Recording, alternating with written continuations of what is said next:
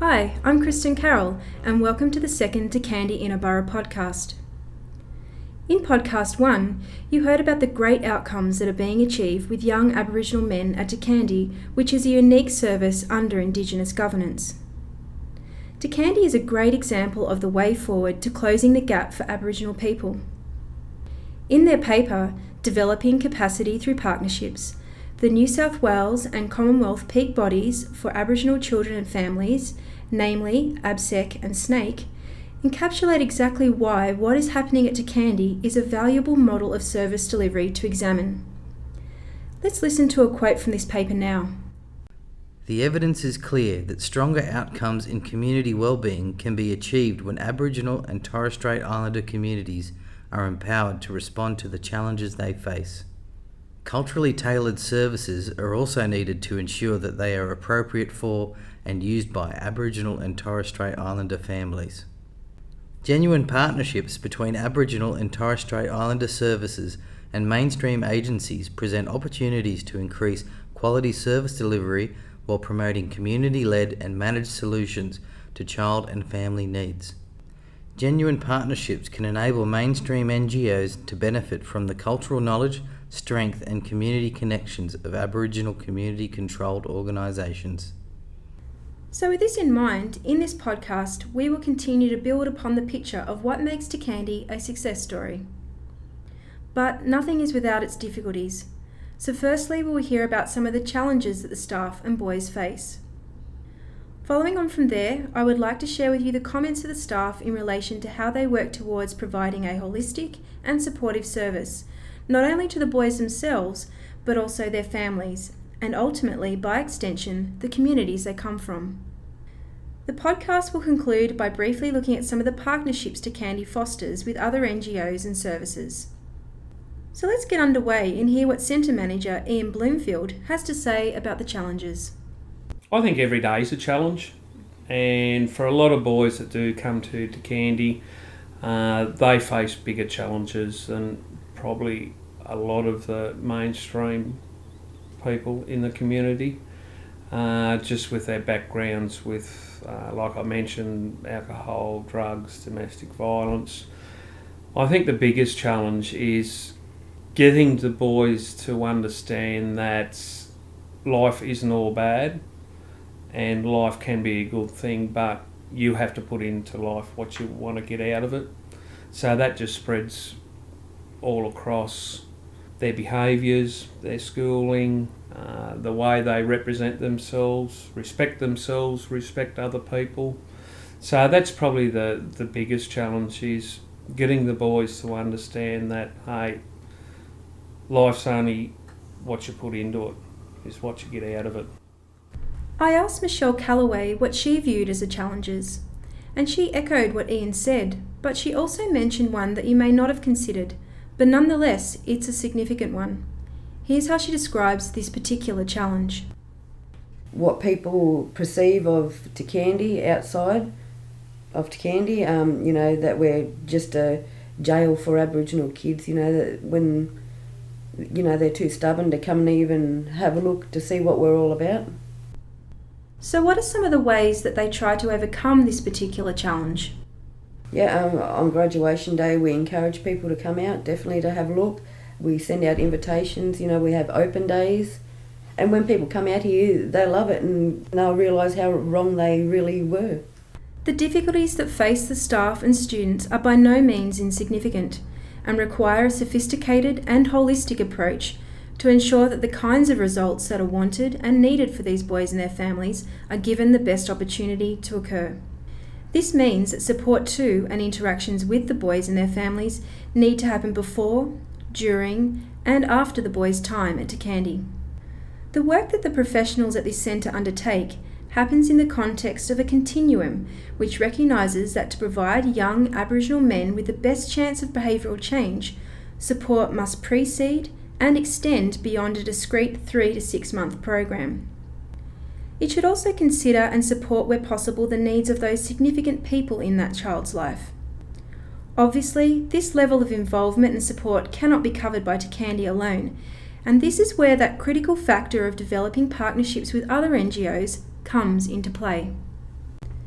Community Care Coordinator Hank Lyons talks about his role in this context. Before any of the boys come to Tirkandi, I actually go out and talk to the schools, the boys and the parents, and we get a feel about why they want to come to Tirkandi, ask them the questions, what they want to get out of Tirkandi, what they expect to learn from Tirkandi. I think my role is very important because the thing is, sometimes when you go out there and you're talking to people in the community, they got the perception Tirkandi is a part of juvenile justice, and I just feel that just going out and explaining to them why Tirkandi is nothing like the juvenile justice. It's we're here to help Indigenous boys.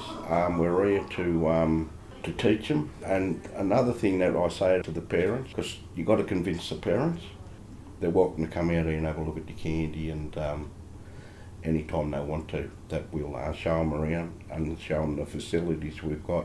And as you can see, Tirkandi's opened up. It's nothing like a juvenile justice centre.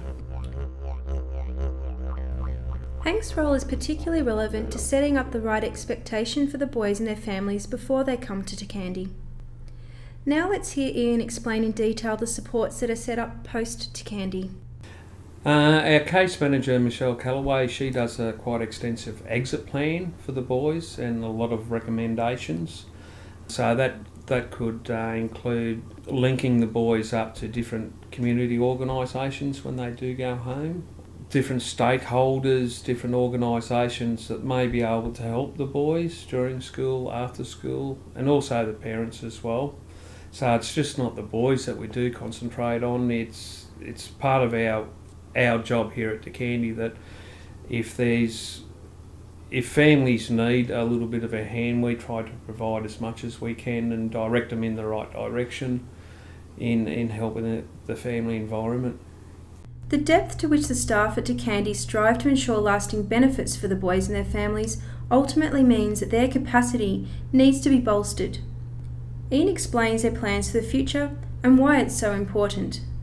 We've actually been in negotiations with our funding body about extra funds for 2 extra case workers on the ground in community. So that way, when we first actually link up with the boys and families before they come to Tirkandi, we can identify what needs to be done, and if there's any help that we can provide, we can start providing this service before the boys actually come into Tirkandi. Work closely with the families whilst the young Aboriginal boy is participating in the program at Tirkandi, and also after they exit the program, we can still be able to work with the families and the young Aboriginal boys at the same time for extended 2 to 3 years down the track. I think it's been identified for quite a few years that we need this extra funding to provide this service for the families. So I think it was just a matter of time and getting statistics so that we could support the extra funding. So it's well on its way at the moment. I can actually see the light at the end of the tunnel, which is pleasing to me and probably to the staffers at Tirkandi, because it's been identified that it's a must thing that we have to do to support the families, especially on the boys' exit. You heard at the start of the podcast how genuine partnerships between Aboriginal and Torres Strait Islander services and mainstream agencies present opportunities to increase quality service delivery. So let's conclude this podcast today by listening to Ian describe some of the partnerships Tirkandi enjoys. We've had nurses from the Charles Sturt University coming for quite a few years now, but we've just got on to, there's another program running called SPICE, and this year's been the first year that we've actually been involved with the program. It's only a fairly new program, so we've actually had speech pathologists and a physio staying at Tirkandi in the units provided down the back of the centre, and they've worked fairly closely with Tirkandi and the Colliambly community preschools and old people's homes, and it's worked out to be a very good thing for the community, being a rural, remote area. We've just had confirmation that Department of Education and Training has come on board with the SPICE program now, and hopefully next year we'll be able to have a couple of fourth year students out here. That's going to benefit us quite well through, as we can actually gather more figures over a term period with the boys' progression from when they've come in to when they leave, on how well the program is actually working. Tirkandi has also fostered good partnerships with Anglicare, as Ian explains. They run a lot of youth programs in a lot of different areas that the boys come out of. They're probably one of the more successful and working with the kids, not for only a numbers statistic for themselves, but they've got a general, I suppose, love of working with youth and providing a service that may help any youth in their time of need, I suppose. Yeah, so I think over the catchment area that we capture the boys from to come to Tirkandi, they're probably in every main centre. So we found that they're probably one of the best organisations that we've worked with for quite a while. If you would like to join me for the third and final podcast about Tirkandi Inaburra, you will hear the staff talk about the success stories of past students, and also hear some of the past students talk about what Tirkandi Inaburra means to them and the impact it has had on their lives.